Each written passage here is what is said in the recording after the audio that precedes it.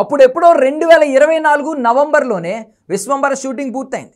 Cinema కూడా సంక్రాంతికి రావాలి. కానీ రామ్ చరణ్ గేమ్ చేంజర్ కోసం తన సినిమాని వాయిదా వేసుకున్నాడు చిరంజీవి.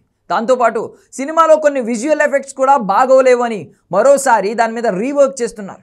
కొన్ని సన్నివేశాలు కూడా మళ్ళీ యాడ్ చేశారు.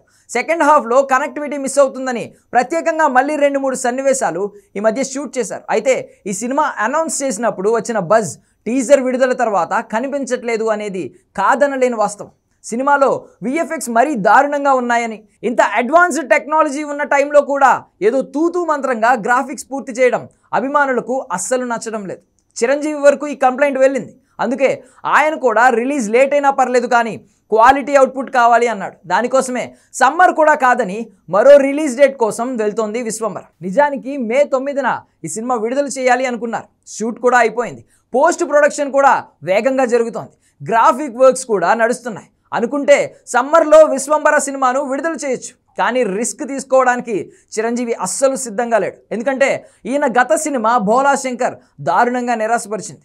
మెహర్ రమేష్ తెరకెక్కించిన ఈ సినిమా 2వ రోజే థియేటర్ నుంచి బయటకు వెళ్ళిపోయింది. ఈ మధ్యకాలంలో చిరంజీవి ఎంత పెద్ద ఫ్లాప్ చూడలేదు. అందుకే నెక్స్ట్ రాబోయే సినిమా ఖచ్చితంగా బాగుండాలి అని కసితో ఉన్నాడు మెగాస్టార్. కావలసినంత టైం తీసుకోండి కానీ అరకొర అవుట్పుట్ మాత్రం ఇవ్వొద్దు అంటున్నాడు. పరిస్థితులు చూస్తుంటే విశ్వంబర సినిమా కోసం మరో 2 నెలలు పోస్ట్ ప్రొడక్షన్ చేయాల్సిన అవసరం కనిపించేలా ఉంది. ఈ లెక్కన సమ్మర్ నుంచి ఈ సినిమా తప్పుకున్నట్టే.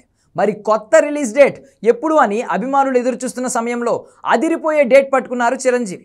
అది ఇంకేదో కాదు, ఆగస్టు 22. ఆ డేట్కున్న ప్రత్యేకత గురించి ప్రత్యేకంగా చెప్పాల్సిన పని లేదు. చిరంజీవి పుట్టినరోజు నాడే విశ్వంబర విడుదల కానుందని తెలుస్తోంది.